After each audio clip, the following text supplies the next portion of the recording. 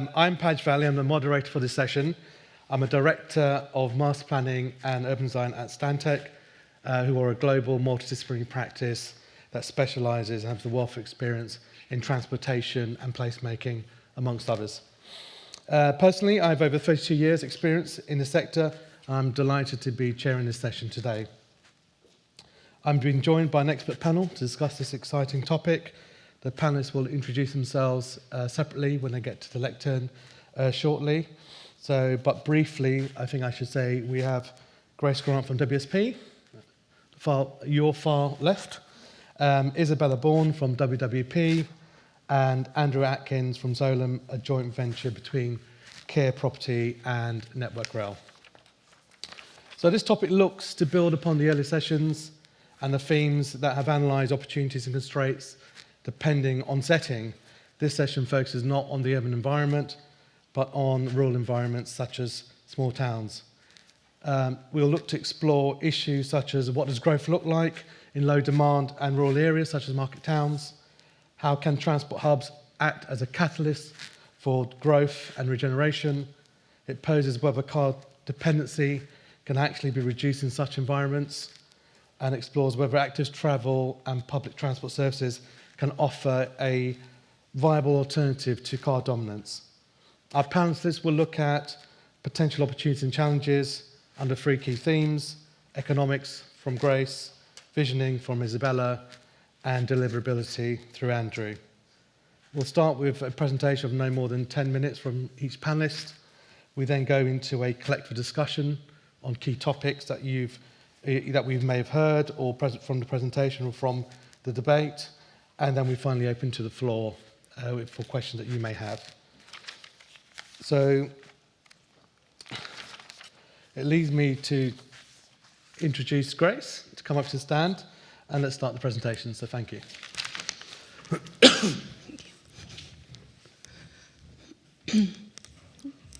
Hi all, I'm Grace Grant from WSP. I'm within the business case advisory team at WSP. As the name suggests, we do lots of business case work, particularly around transport schemes. So I work with scheme promoters to make the case for schemes from sort of early stage optioneering through the funding life cycle to hopefully secure funding to deliver schemes. So I'm going to start off today with a presentation around a bit around the funding landscape, and trying to touch a little bit on the rural small towns sort of angle, and then moving on to some of the sort of challenges and opportunities within the business case space for making the case for schemes of this nature.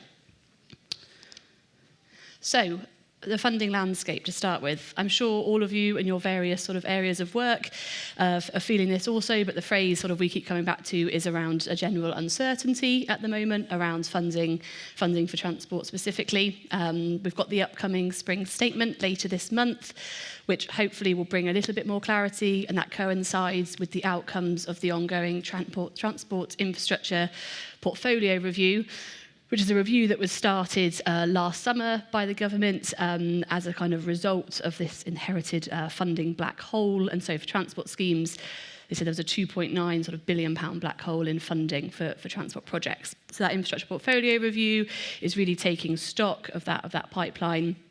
And hopefully the outcomes of that will give a little bit more certainty to the future of some of the transport projects that many of us will be working on.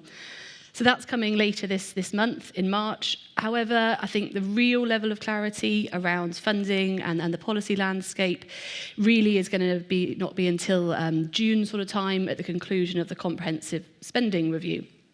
This sets the departmental expenditure limits for the next 3 to 5 years. So it gives that kind of more longer-term funding position. So I think at that point, hopefully, we will get a little bit more clarity of what the future of funding may look like for transport. Coinciding with that in June should be the conclusion of the 10-year infrastructure strategy also. So yeah, in the coming months, we're hopeful that there'll be a little bit more clarity and certainty in what is currently a bit of an uncertain landscape. One thing that we have picked up on is around a bit of a change in approach to transport funding. So this new government sort of says it's going to move away from the previous sort of competitive bidding that many of you will have been involved in for things like Levelling Up Fund, Transforming Cities Fund, and a move to more funding by allocation and formula. Quite what that's going to look like is a little bit unknown. I think the move away from levelling up sort of policy and the priority areas that came through that. It'd be interesting to see quite how that funding gets allocated. But certainly in the case of small towns and rural areas, this could be quite a positive shift. Often those kind of competitive building environments need lots of resources and funding to even develop the business cases with no guarantee of success, which often those smaller authorities struggle with. So this kind of a moving in approach to more allocation could be positive in terms of the funding position for schemes in these areas.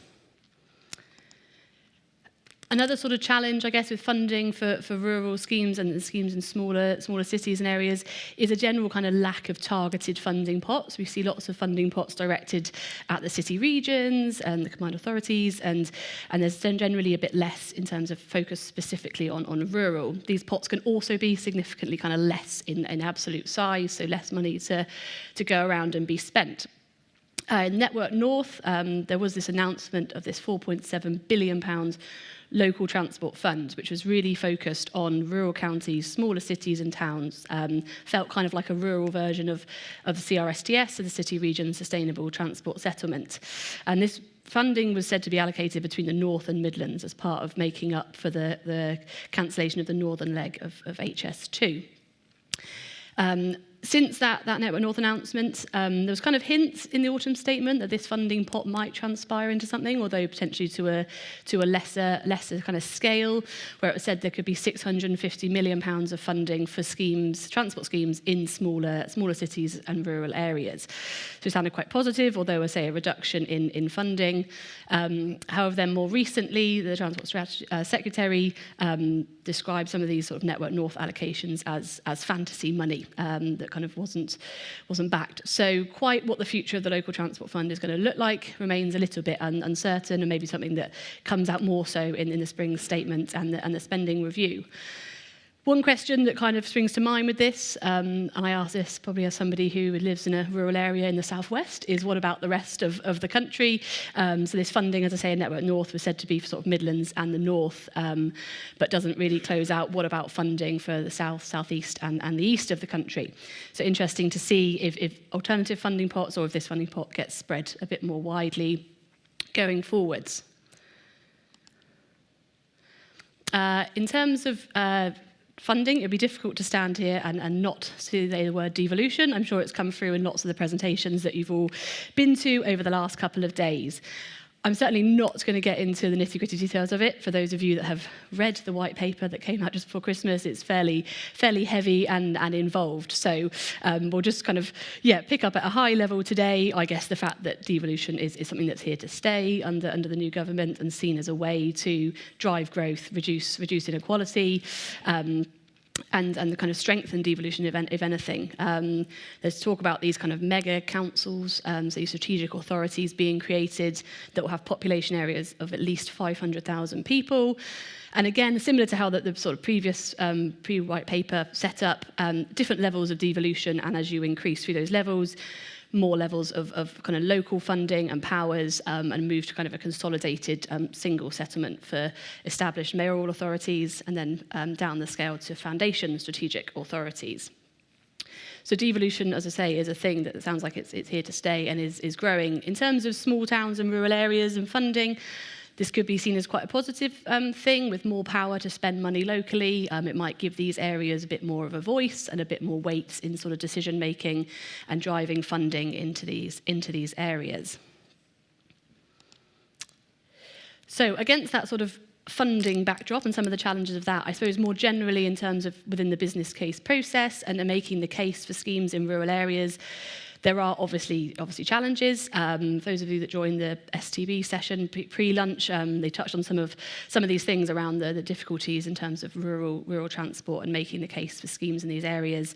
So really just highlighting some of that. Often it can be difficult to make these schemes sort of stack up, as we say in business cases, where population densities typically much lower, obviously. They're much more spread out and dispersed. Travel patterns are very different, and way of life can be quite different to urban environments.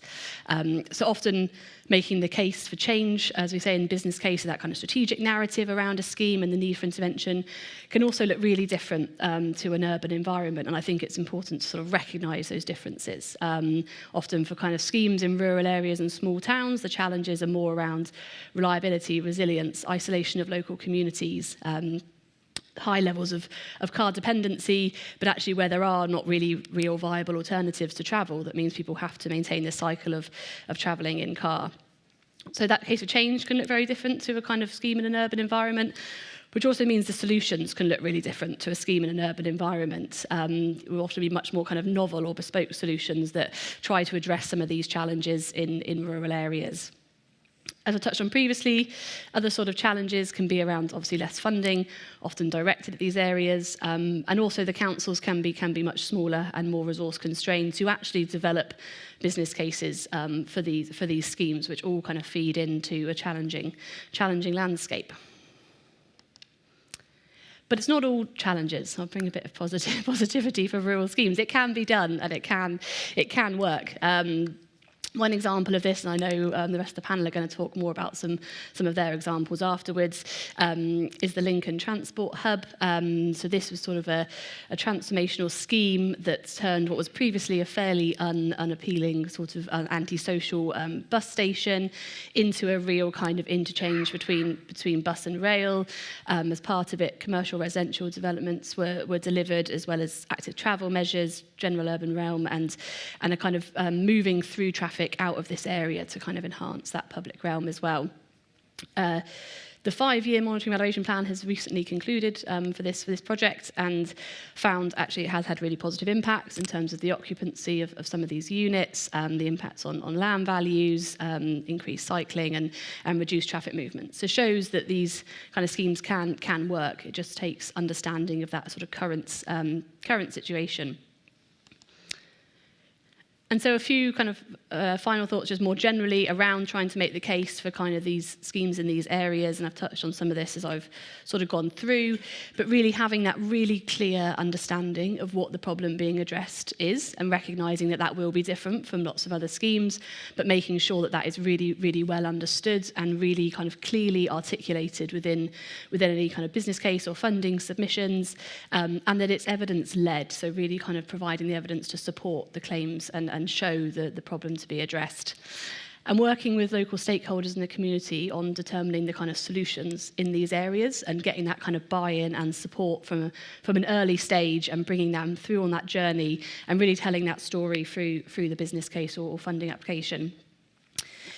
Demonstrating strategic fit, so making sure that you're showing that schemes align with policy, both sort of locally and regionally, but also at that kind of national level, and showing that you're supporting those priorities and that delivery of it is supporting that, using tools such as sort of theory of change and logic mapping to really show that path through from your problems right through to supporting those bigger scale ambitions and priorities.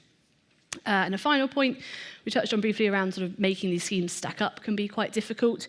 And really it's around, I think, focusing that kind of analytical framework that we often use within business cases and value for money to really focus on the key benefits and outputs of schemes in these areas that, as I say, are different to perhaps conventional journey time savings for transport schemes in more urban settings, but recognising what a scheme is trying to deliver, and within the sort of remit of guidance and what you're allowed to do, but making sure you really make the best case within that business case for schemes like this, and make sure that framework that you use kind of focuses on the key impacts of the scheme, and then proportionately looks at other impacts that we need to consider as part of the business case process.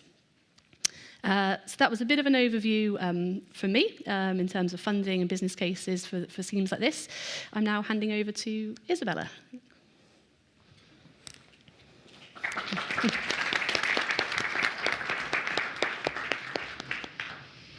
Hello, everyone. I'm Isabella Bhoan. I'm the head of landscape at WW+P. WW+P is an architectural company with a lot of expertise and skills within transport, and especially the transport-oriented development. We have a few of our case studies up here and some of our projects, and we go globally, but we do have strong feet in the UK, which is also where we started up the company.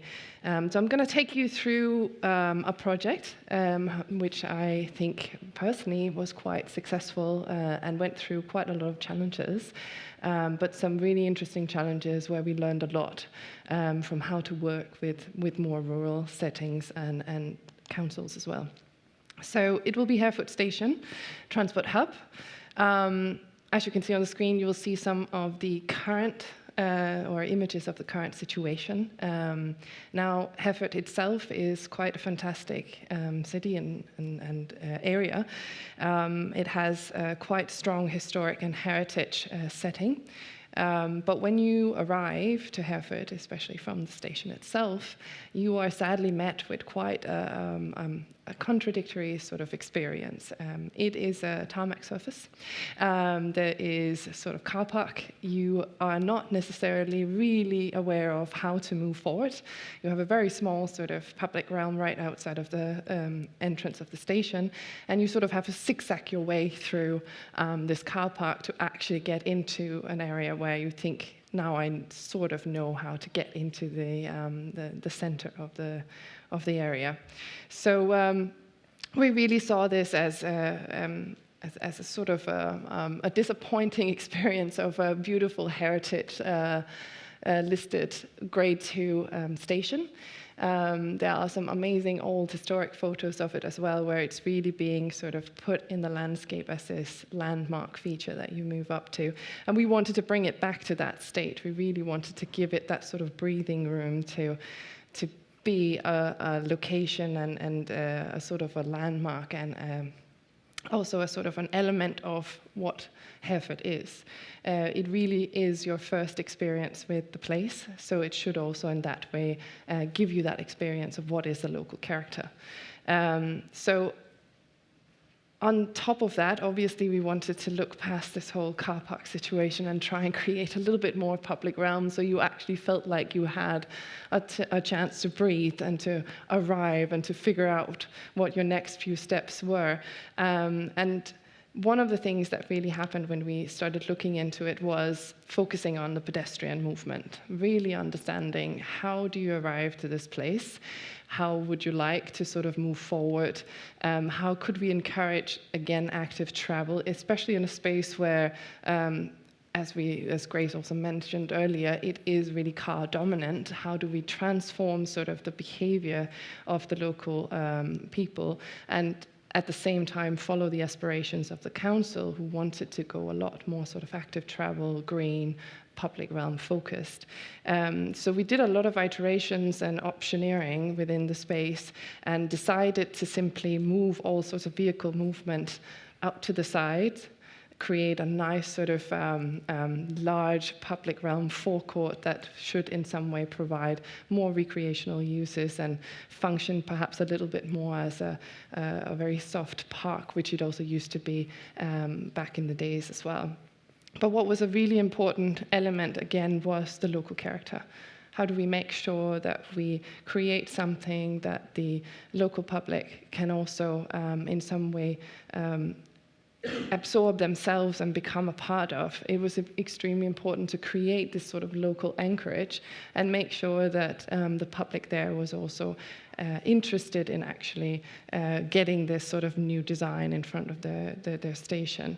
So it became much more focused about public realm. So you will be able to see on the little diagram that up towards the northwest, we would have the bus stop and the bus exchange. And on your right-hand side, you would have more of a smaller drop-off area for taxi and also a sort of a kiss and ride area. But again, you would have an connected pedestrian pathway from the actual station entrance all the way down to the end of the forecourt. So at no point of time do you need to worry about any sorts of vehicles coming in. Now you can imagine that this was a really big change, and one of the biggest challenges that we saw was that you had to obviously get the public and the locals on board with this. And most of the questions was, how am I going to park my car? How am I going to actually get to this place, feel like I have a chance to park my car and not necessarily have to wait in a long line or try to find car parking somewhere else? So there was a lot of work with local stakeholders, the public as well, a lot of public engagement of where we were trying to explain the idea of we're not necessarily removing any car parks, we're just moving them a little bit further down the line, because actually to the right side there was a larger car park, which was private, but we went into a collaboration with them to try and see if we could get the council to support as well and create certain aspects of that car park into a more public car park, where perhaps the first 30 minutes is free, and then remaining, if you want to stay for longer, you may have to pay a small fee for it. And so in the longer run, like explaining to the public that actually we are encouraging active travel, we understand the inclusivity that carries with it as well. We don't necessarily provide only cycle parking. We look into mobility scooters, we look into tricycles, we look into cargo bikes as well, and providing all of these different nuances of what active travel could actually mean. And then working also with the council to understand what kind of offers and services that could be implemented within that to support a more sort of varied demographics. And especially Hereford, where the demographics is a bit on the older side or elderly side, we had to really focus on how that would work. Then there was a lot of students around, so we did a sort of user group analysis to understand what are actually the users that are working or in the area or using the station. And around sort of lunchtime, even in the early morning and in the afternoon as well, you would see this horde of students coming to the stations and trying to find a place where they could just sit and relax before the train is actually coming. But obviously, because of the current situation of being a car park, there was literally no space for them to really sit and congregate in some way and also create a space of their own. So that was also something we sort of thought into this.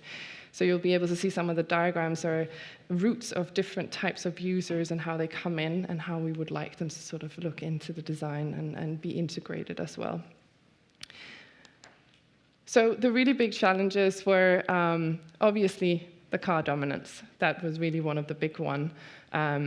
I think we achieved in the end to sort of get to a compromise with the locals, keeping a large part of the car park being available, but in a different location, and trying to, in some way, convince them also of all of the benefits that they're getting with this forecourt. And the locals themselves were also very aware that, to be honest, it was a very unsafe environment currently, and they were looking for something that was a little bit more sensitive towards arrival and even perhaps a little bit of a slower movement. So working with them and understanding their needs and providing them with alternatives was really something that worked out quite well in the end. And the design was constantly in movement because of these conversations with the public. Then we were in a period where biodiversity net gain was just coming in as a regulation. So that was an additional element that the design needed to take into account.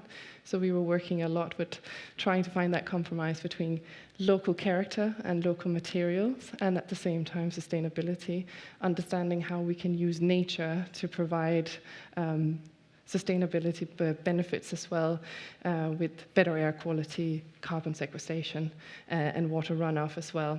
And then we were at the end of the process.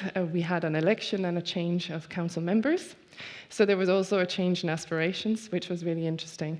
But luckily, it was still founded in the very sort of local character of Hereford, which meant that we could continue a lot of the design forward into the next stages. And also, we had already gotten the sort of public buy-in and the local buy-in, which was a very strong sort of key to get this moving on. So lessons learned. define your vision very early, define your sort of priorities of what this design needs to do, understand the local character, and so these principles are actually supporting the people that you're designing for. Then using also the people and the client to support your design when you're getting that sort of collaboration up and running. Celebration of the local character, I can't say that enough, especially with more rural areas. They have something unique, all of them, and it's important to understand what that uniqueness is, and in some way also feeding that back to the local, making them understand that this is your unique quality, and we want to celebrate that in the designs that we do around your neighborhood. Then, obviously, again, through community and stakeholder engagement, you do get a lot more information out, and it makes your design stronger because you have buy-in. You have to listen, but you also have to in some way give back by saying, there are alternatives that we can do and you can get the same sort of result out of it, but perhaps we just need to change the thinking a tiny bit to get that running. And then one of the things that we also looked into was land swaps. It was Network Rail land right around the station, and then it was council land outside. So finding a way of making sure that that maintenance deal and service is a little bit more strategic is a really good idea, because there would be, if we were to keep the land ownership as it would go right through our design, and we knew there would be pitfalls. There would be areas that just wouldn't be taken care of. So there was a lot of conversation between the council and Network Rail to figure out a balance between who services what, and how do the council give back, and how does Network Rail also give back. So that was also a very interesting conversation that's obviously worth taking a lot of care into. And then the partnership work is essential. When you're with council, even with the council-led, you need that sort of partnership for progression to work, and having that progress interface. I think you can tie this also back into social value. In some of our other projects as well in the rural area, social value is an extremely important element where you can really learn a lot more about the local community, and for the local community in some way also to start to trust you a bit more, that you are actually providing some interest in the area and you're giving back. One of the big challenges with social value has also been that a lot of these areas are not necessarily prepared or fully aware of how to work it. How can we get into the areas where there is a need and where the support from the outside could potentially help? So there will be a lot of, for Hereford, for example, in the construction phases, I'm getting people out to plant the plantings, so they get much more in tune with what's actually going to come to the forecourt. We had a lot of sort of CV setups as well, where we would discuss how do you work as an architect as well, just giving something back of what we could. I think social value is quite amazing when you also get these calls back and then people are saying, actually, I got a job because we discussed something with you through the CV. So having that social value as an integral part of that design is really important, and it's important to understand that sort of landscape that you're moving into. So that's something I would say that is something that needs to be thought of quite early in the process as well, alongside with your vision and your design, to bring forward a design that is in some way accepted and integrated into the local setting. So yeah, thank you. That's it for me. There was one more, but that was the land ownership as well. Andrew?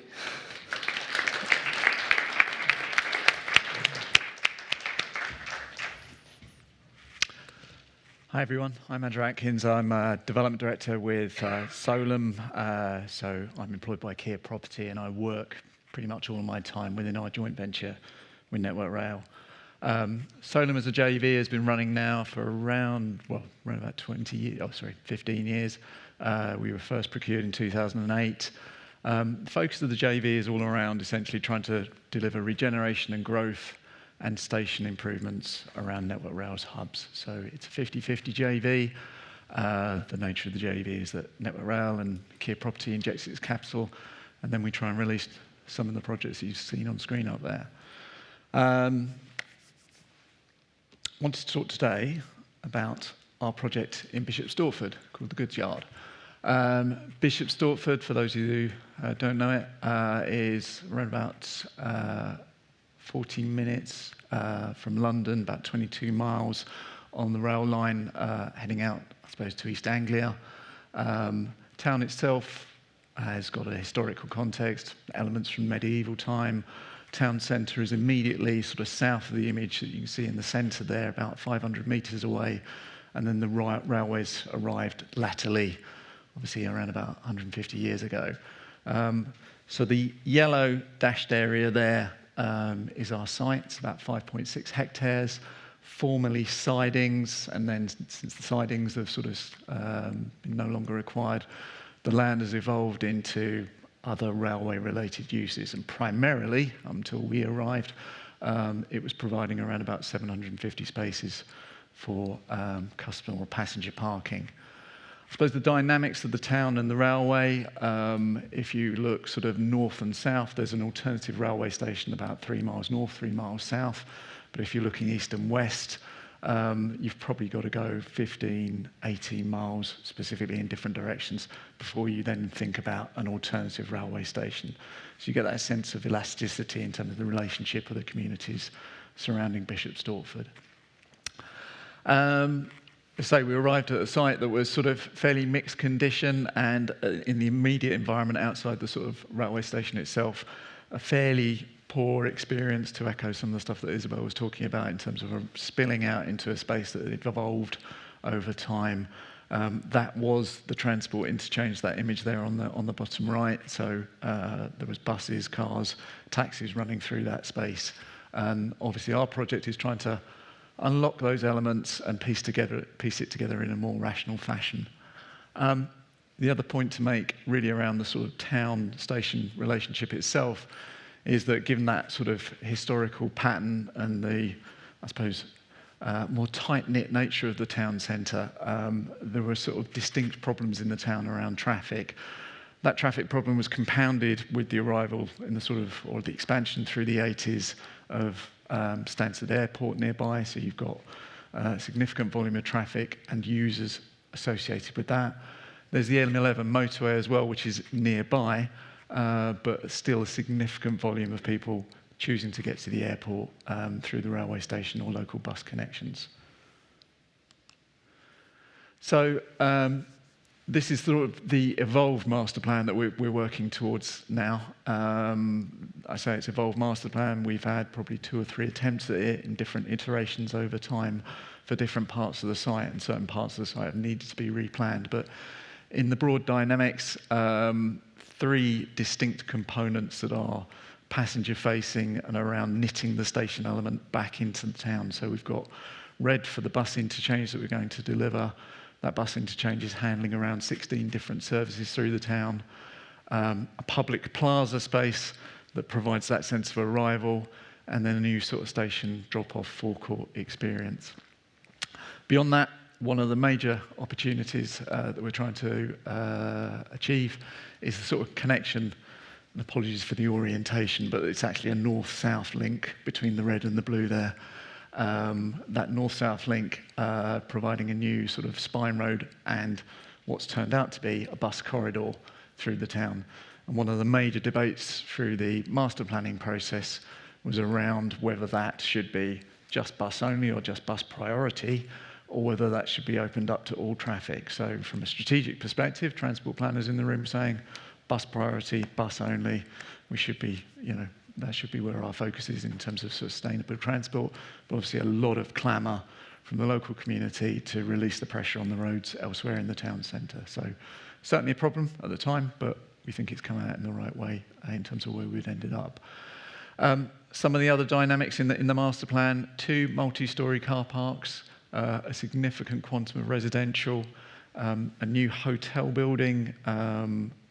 Again, despite the proximity to the airport, one of the things that the town is lacking is hotel accommodation, and hotel accommodation related to the transport infrastructure, and then some office usage.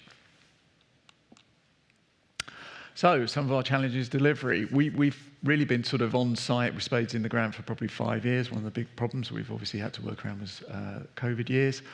But some of the points I've sort of mentioned already around sort of stakeholder management and competing agendas, sort of that bus linkage was one in particular as an early challenge. Another challenge for our projects in that the scheme is entirely funded through private capital. There's no grant money going into it. Is the relationship between public assets that are being delivered with a degree of private control. So we implicitly have to work as a partnership with the local authority. There's certainly a distinct amount of sway in terms of their preferences in the way that we're setting up the master plan, the spaces, the relationships. But ultimately, one of those tensions as we sort of step back into delivery mode is who's looking after the asset in the long term. And one of those, I suppose, deep and extensive conversations we had was around the nature of that bus link, where there's a significant public benefit coming through from it. But the immediate question was, is it fair and indeed reasonable to place all of that liability for the sweeping, cleaning, maintenance of that road in perpetuity on a much smaller quantum of residents who actually sort of fund that space through service charges? We face the usual question marks around operations in interim conditions. So how do you transition from an incredibly well-used and popular facility in one guise into a future condition? And we've got to be very strategic in terms of how we think about closing down certain parts of the estate, maintaining operations, maintaining capacity, but also shifting over time to different levels of, for example, car parking provision in the interim condition. We've certainly faced viability challenges, and I suppose an immediate thing around or related to viability is resilience and resilience of this master plan going forward. In the image that you've got there on the bottom left, the building that's immediately on the left-hand side is a new office building. Certainly, there's no case for that office building to be built now. And the whole world of the office environment post-COVID is very different. So we're going to need to think about that. Maybe it's another hotel, maybe it's more housing, but it's certainly a challenge for us to invest time, space, money and planning and design work into one version of a master plan to see that have to change over time. Something that's been touched on as well is just this whole question of sort of scalability. So day in, day out, this has got to serve a multitude of different functions. But then there are sort of different event conditions we've also got to think about. And the challenge for something like this, particularly around a railway station environment, is always the operation of rail replacement services.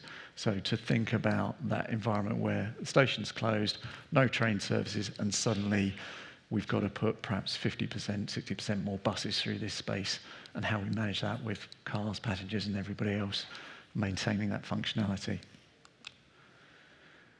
Current status of the master plan. So we are probably around about halfway through. We've delivered our first multi-storey car park, MSEP1 down there, plots A and B, and then all of the infrastructure link road linking through. Certainly many positive experiences in that. We've also talked about challenges. So A6 on there is our office building plot. That's certainly in the long grass at the moment in terms of its deliverability. Block H, the hotel there, we are now on our second potential hotel operator for that. And again, that's just the challenges of the market we're working in at the moment. So we've worked up a design, got to sort of very, very detailed terms, got into bed and advanced it with one hotel operator, only for that hotel operator to say, change your plans, no longer want to be in Bishop Stortford. There are only so many hotel operators in the market. I'm sure you know the names and who we might be surfing with in that conversation. What works well for us? Phasable interventions. I think what you've seen there is a fairly big master plan, but it would certainly be beneficial, I think, in hindsight, to think about things being more strategic in the master plan and giving ourselves more flexibility to bounce going forward. I would certainly say limiting design at that master plan level is certainly preferable. Trying to avoid to be drawn into detailed solutions early on, I think, can be costly because you can spend a lot of time working up detail that's costing you time, money, and effort, only for that sort of thought process to change over time. I think there's certainly a challenge around engagement, delivering a project in perhaps a more rurally orientated community. Here we've got different demographics to perhaps our more urban projects. So there's certainly a challenge around change and getting your communication, your comms right, and getting the right audience engaged. And certainly some of the bigger fans or the early adopters of projects like this are those younger audiences who are harder to reach. So you've got to think about being more adept in terms of how you get out with your public engagement. But what we've also found that's worked well is also that there are lots of people who want to talk. There's lots of people who want to be involved on steering groups and committees and who have been useful in terms of building consensus over time, particularly where we need to make pivots and changes of direction.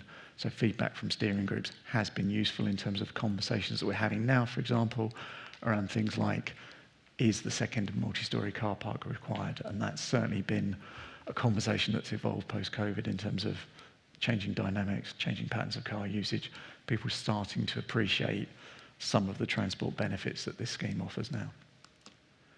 That's me, so apologies. I've ended that rather abruptly. I'll leave that on there.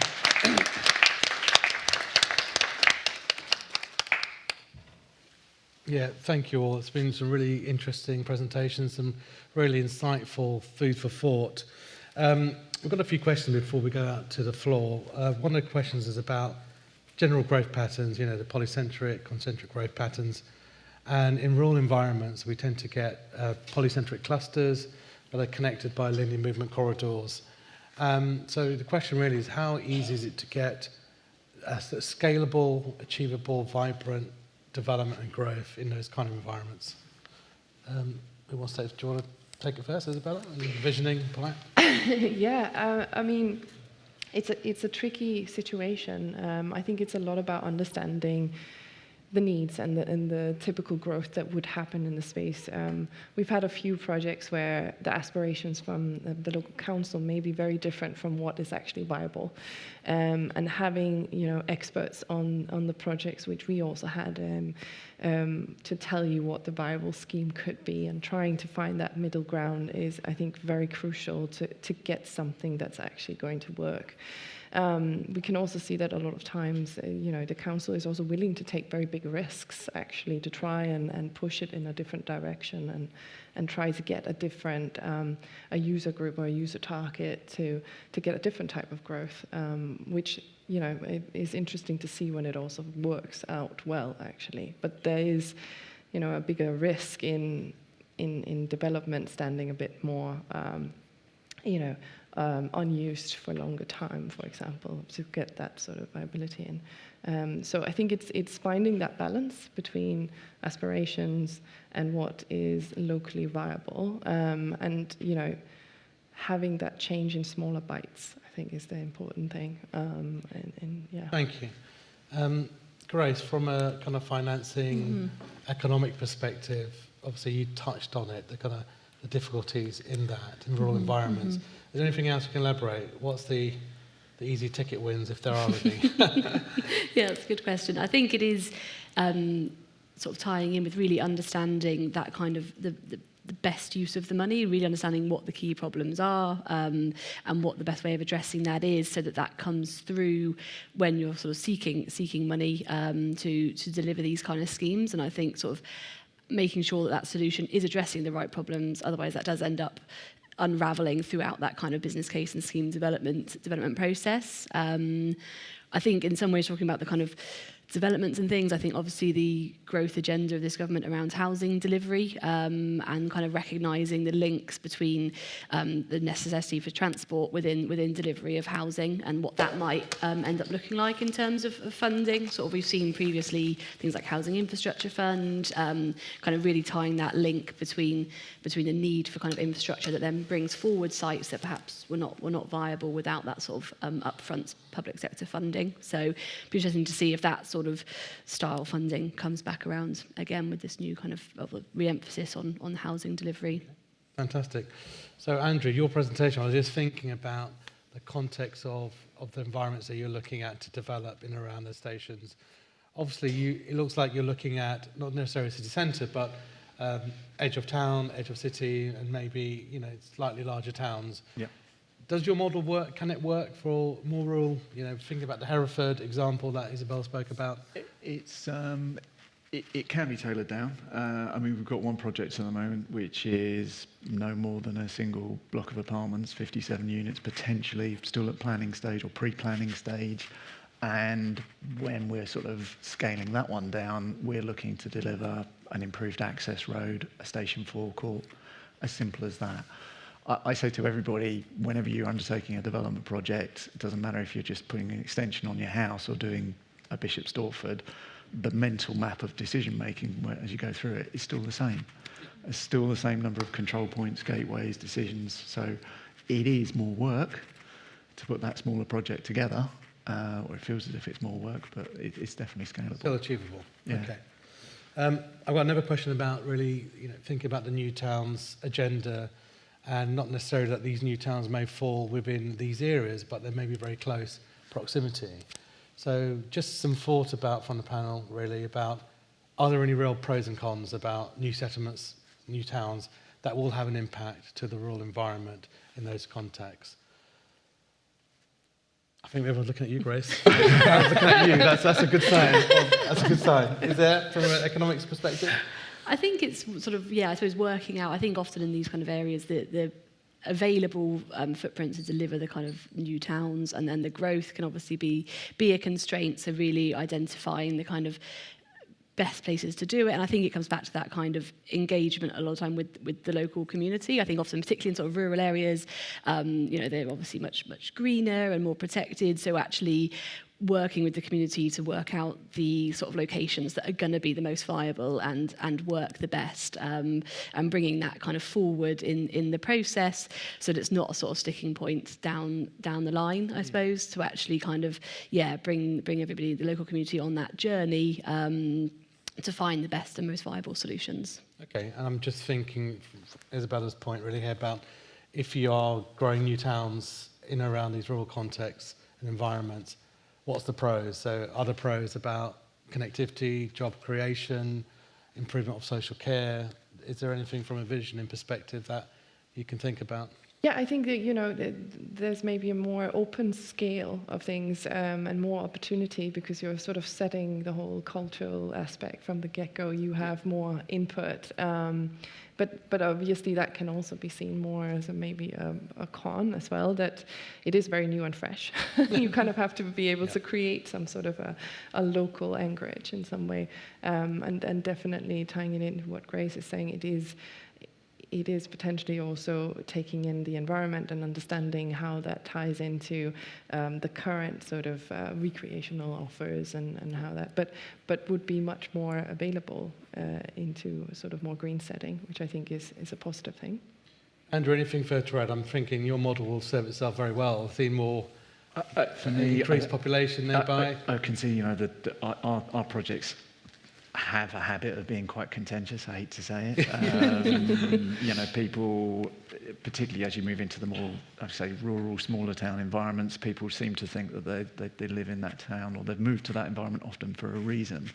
And to give you a sort of scale of context, I've got one project somewhere where people have said to me, "Oh, it's terrible. You're bringing tall buildings to our town, and we don't want our town to be like Croydon." And we were proposing a 15-storey building. Now, that is a concern, but the reality is that tall buildings in Croydon are actually 50 stories. So it's all relative. Everybody's got their concern, and I think you've just got to be very sensitive and cautious as you proceed. Yeah, thank you. A question about our changing demographics in our societies and our communities. Obviously, people are living longer. We have an ageing population. I think in terms of housing mix and typologies are having to change and flex. There's an element of care that needs to be integrated. From an architectural or development perspective, Isabella, are you seeing a growth of having to deal with those things in your planned communities? design? Well, at least with Hereford, it was interesting because the demographic was very different from what we typically would see, for example, in London. And, there was the concerns are very different then, and the challenges that they see are very, very different. And I think, but it comes back to the same approach that many landscape architects work with, which is the inclusivity, and simply just making sure that it's open enough for a various type of user group, and maybe thinking a little bit more broader than what you can just see right now in the current setting, but also thinking ahead and future-proofing it to make sure that it is actually viable for many different types of ages, and it has a more sort of supportive structure. So I think it definitely is a very different sort of challenge in that way. But yeah, we can definitely see there's a change and a shift. Yeah. Andrew, do you having to think about kind of multi-generational living? Absolutely. In some of your I mean, look, for us, I products? think we feel like it's a really important part of the toolkit right now. There is a challenge as to whether the sort of environments that we are working in are everybody's cup of tea, in terms of, not everybody wants that level of intensity and vibrancy, perhaps in a more senior living kind of setting. But from an anecdotal perspective, I was involved in one development historically where there were, I suppose, two sides to a building. There was a view over a park, nice vista, all the rest of it, and then there was a view over what was an army sort of parade ground on the other side, and the flats over the army parade ground sold because people loved that life and that interest and that energy that came with it. So it's horses for courses, but we very much see that that's part of our mix. Okay, thank you. We touched, I think every presentation touched on the car dominance aspect. And in the rural environment, we are talking about, is there ever such a utopia where the vehicles play a lesser role? In an urban situation, footfalls are greater. I think sustainable multimodal kind of solutions are easier. And in a rural environment, not so, because people have to get from A to B, and sometimes long distances, and the public transport isn't always there. Grace, from an economics perspective, is it a difficult thing? Can we achieve this? I want to say we can Give achieve us the it. magic solution. Come on. But yeah, it's definitely a challenge. As I said in the presentation, really, like in terms of certainly securing funding for these kind of schemes, looking in sort of value for money and viability and financial viability of different modes is obviously really key, and that is more challenging in a rural setting. You've not got that sort of population density in one place, and often where you've got communities quite spread out, actually the solutions then are quite long and quite expensive to cover the distances between them. So it definitely is a challenge. I think like you say, I think it obviously can be done. I think it's a sort of change, and as I say this as somebody who lives somewhere very rural, really, that it's a change really in mindset, but also a recognition that the provision just isn't there in a lot of places at the moment. So, it's not just a kind of behavioural change of getting people out of their cars, it's actually that chicken and egg of providing that viable alternative that allows somebody to get out of that car. And I think that's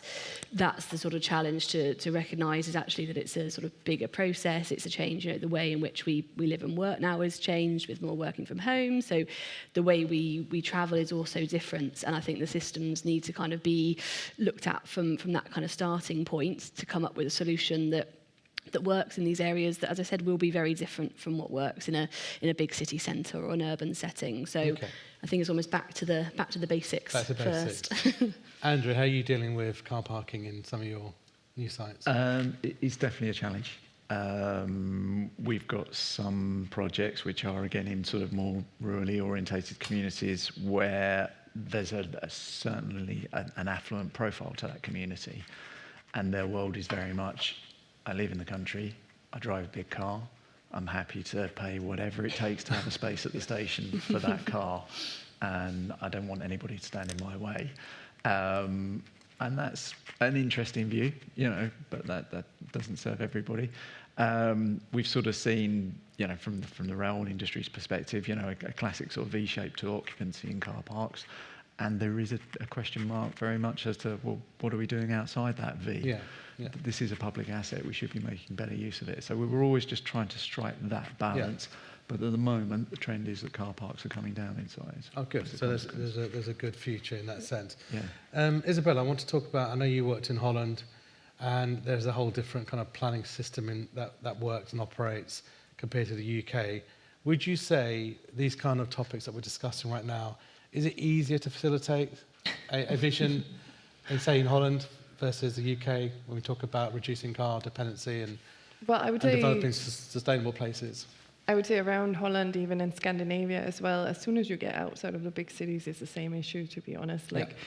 They're known for the big cities, that's where it works. Amsterdam, fantastic with bicycles and active travel, everything works, it functions, and they've had decades to build that sort of structure, and the mindset, as Grace was also saying, is a lot about the mindset. But still, as you get further out into the rural landscape, they're seeing a lot of the same issues, and potentially because the mindset is a bit different, you have perhaps an easier way to get it in there, but you still have issues with cars and car parks still, for sure. Fantastic. We've got about 5 minutes left, so I'm conscious to see if anyone's got any questions on the floor so that we could take. We've got a lady at the back, and then we'll come to you in the middle, sir. Thank you. And I won't forget you.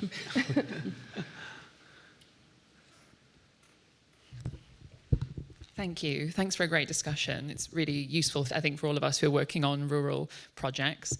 So I've been talking to a few people today about stakeholder engagement and public consultations and how there's a real need to revolutionize these or bring in significant change. And it was really interesting hearing from all of you about that. I'd be interested in talking to all of you about this actually afterwards. But I just wondered, are there any particular kind of best practice or things that you have done to try and engage those trickier stakeholders, try and increase your sample of those more traditional stakeholders who might want to have their voice heard and get involved in public consultation, to make sure that you're getting a really good broad view from a great kind of demographic across these rural areas? Yeah, thank you. It's a really good question. Andrew, can I start with you on that one? Are you able to respond to that? Thinking about some of your key projects. Plenty of experience, good and bad. Yeah, we take them all, good and bad. So, we've done the sort of book the village hall, stand there for a weekend, try and explain patiently to everybody, what the scheme is about and absorb as much as possible. And I still think that's important, because I still think there's lots of people that value, being heard and listened to, and going through that sort of exercise. But increasingly, we're also trying to sort of look at the online opportunities and the local chat boards and social media channels to influence things in different ways.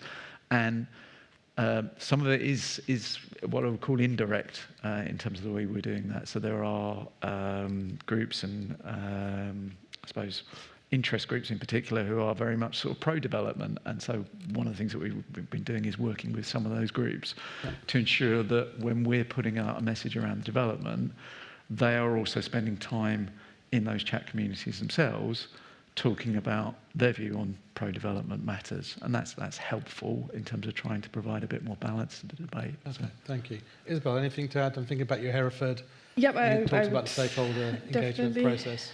Definitely agree with Andrew. I think the in-person has a lot of value for them to just be heard and for them to feel like that their issues are being heard seems to have quite a positive effect. But I would say it's definitely also for the architects and their responsibility to really reach out to those stakeholders that may be around, that may be a little bit more invisible. For example, for Hereford, we went to talk to the School of Blind as well, which was just around the corner, who hadn't necessarily been involved in the process earlier, and the council hadn't necessarily marked them out as a stakeholder, but they were extremely useful, and they also felt really happy about being heard. So I think it's definitely also within the architectural discipline to make sure that you understand the stakeholders that are around, which are not necessarily in the process of it. Making sure you get to the hard-to-reach groups is important. We've got a question in the middle. Was it there? Thank you. Hello, my name is Mark Winsland. I work on bus operations at Sistra.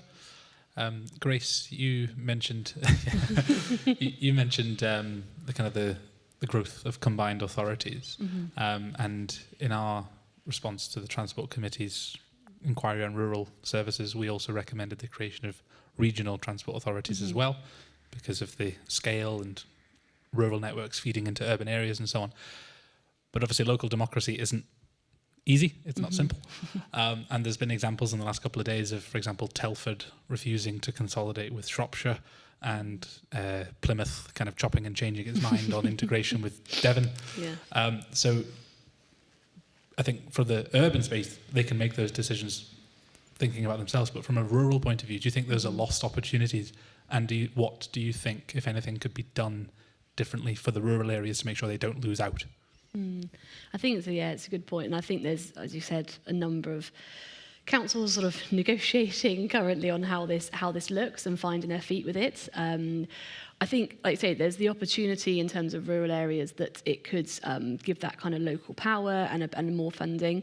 I suppose, as like I say, there's also then that risk that actually by being part of a bigger group, that actually a lot of that funding goes on non-transport measures that then ends up meaning that some of those transport schemes sort of are less represented, in particular the kind of more rural areas. So, yeah, I think it is a challenge. I think it will be interesting in the next few months to see how some of these authorities are established and what it looks like in decision making. So I think, yeah, one to watch. Yeah, thank you. I know we're running out of time, so one last quick question from this chap over here. Don't know who he is, but unfortunately, yes, a colleague. Hi, Lee. You knew I was going to ask a question. Yeah. Thanks. Lee Stoll with the Stantec Transport Planner. In the rural context, and we grapple with these opposing forces where you're trying to provide sustainable public transport, you're trying to build a sustainable community, you're trying to get away from private car dominance. But there's always this, well, what if you can't achieve your sustainable transport solution or your scenario or your mix of transport options? How important is it to design the community in terms of form that doesn't enable that opposing force to be stronger than the one where you're providing public transport? Because if you because of the what if, you build garages and driveways, then you're never going to get the demand profile for your public transport, and it affects the viability of it. So it's a bit of these two things pull against each other. Is there a good example of how that balance has been struck? I'm not sure I can provide a good example, but I think one of the challenges for us in that environment is particularly the sort of sense that, you know, in the rural environment, not everybody is town focused in terms of their trips and journeys. And the big problem there is that if you've got 50% of the people who are, then what about the other 50% who need to go in a completely opposite direction, maybe get to a rural place for their work? And from a developer's perspective, our biggest problem is building a product or taking a risk on delivering a product that just is, you know, unpalatable to a great portion of the market. So I think the endeavour is laudable, but it's a real challenge for us. And to give you sort of the context, I suppose we've got schemes where we've got parking standards that are dropping between 0.5 and 0.2 on our projects. But I'd say at 0.2, we get a bit of pushback, you know. Challenge. A big question, Lee, but hopefully that's some semi of an answer. Yeah. No, don't worry, that's fine. So thank you very much. I think we've come to the end of the presentations and the panel discussion. Just lastly, leads me to a round of applause to thank our panelists, please.